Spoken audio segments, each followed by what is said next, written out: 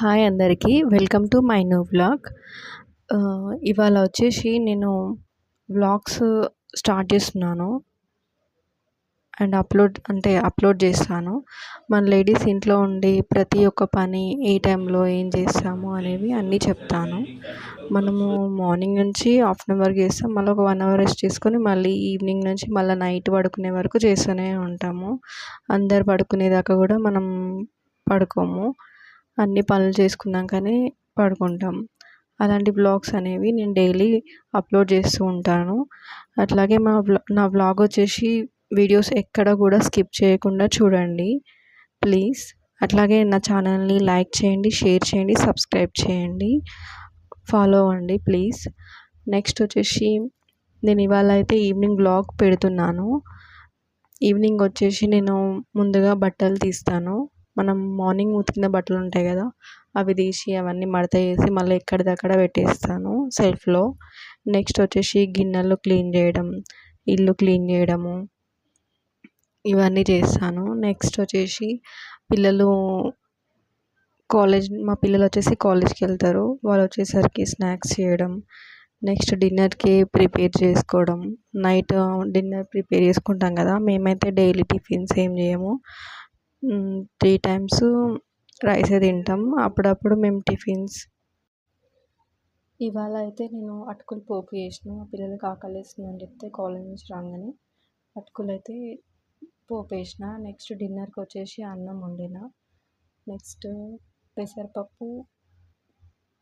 ఉల్లిగడ్డ పెసరపప్పు చేసిన. మార్నింగ్ చేసింది ఆల్రెడీ ఉంది, సొరకాయ కర్రీ కొంచెం ఉంది, అందుకనేసి పెసరపప్పు చేస్తున్నాను. నాకైతే టీ తాగడం అలవాటు లేదు. ఈవినింగ్ నేను టీ తాగను. మార్నింగ్ లేదా ఎప్పుడు గుర్తొస్తే అప్పుడు నిమ్మరసం వేడి నీళ్ళలో వేసుకొని సాల్ట్ వేసుకొని తాగుతా. అప్పుడప్పుడు తేనె వేసుకొని కూడా తాగుతాను. మాకు టిఫిన్ అంటే స్నాక్స్ ఎందుకు అలవాటు లేదు అంటే, నేను ఇంతకుముందే జాబ్ చేసేదాన్ని, టెలికాలింగ్ జాబ్. మార్నింగ్ వెళ్ళి ఈవినింగ్ వచ్చేదాన్ని. అట్లా మాకు టైం ఉండకపోతుండే. డైరెక్ట్ అన్నం తినడము అట్లానే చేస్తుండే, అదే అలవాటు అయిపోయింది. కాకపోతే వీక్లీలో 2 టైమ్స్ 3 టైమ్స్ అట్లా టిఫిన్ తీసుకుంటాము. ఈవినింగ్ వచ్చేసి ఇంకా డైరెక్ట్ నైట్ డిన్నర్ అన్నమే తినేవాళ్ళం. చెప్పాను కదా అవన్నీ చేసిన అని. అటుకులు పోపు వేయడం అండ్ అన్నం కూడా అయిపోయింది. ఇప్పుడు కర్రీ అవుతుంది. ఆల్రెడీ నేను మొత్తం చెప్పేసాను ఇంతకుముందే. అంటే ఇప్పుడు వచ్చేసి పెసరపప్పు కర్రీ చేస్తున్నాను, ఉల్లిగడ్డ పెసరపప్పు. మనం మామూలు కుక్కర్లో వేస్తే పెసరపప్పు మెత్తగా అయిపోతుంది.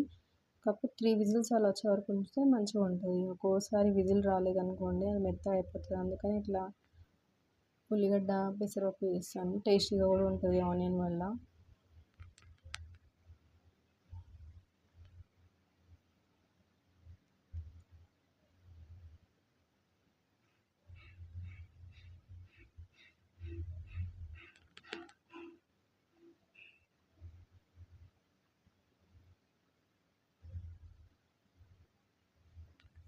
ఇది మా కిచెన్ వచ్చేసి చిన్నగా ఉంటుంది. మాకు ఇది గవర్నమెంట్ ఇచ్చిందనమాట. 2 years అవుతుంది ఇచ్చి కూడా. 2 BHK. మరి అంత చిన్నగా కూడా ఉండదు. 2-3 మనుషులు అయితే తిరగవచ్చు, కంఫర్ట్గానే ఉంటుంది. అంత ఇరుకుగా అయితే ఉండదు. ఇట్లా పెసరపప్పు వచ్చేసి నానబెట్టుకోవాలి. అది నానేలోపు ఇది ఫ్రై అవుతుంది అనేసి ముందుగానే నానబెట్టాలి.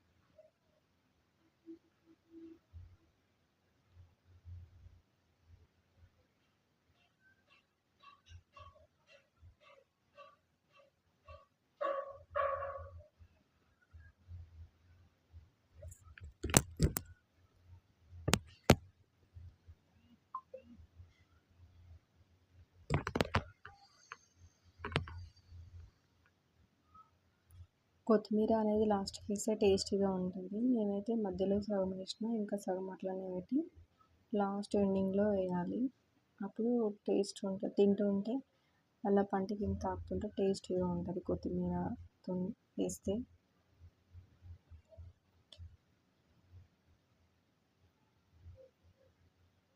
మనం దించే ముందు సాల్ట్ వేయాలి ఎప్పుడైనా. కారం ముందు వేసినా కానీ సాల్ట్ మాత్రం ఎండింగ్లో వేసుకోవాలి.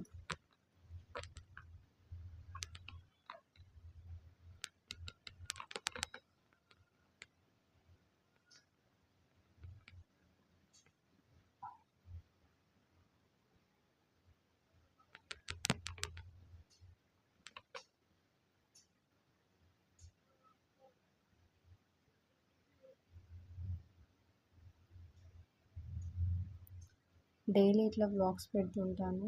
Please like, share and subscribe. నా ఛానల్ని సబ్స్క్రైబ్ చేయండి. Thanks for watching. బాయ్.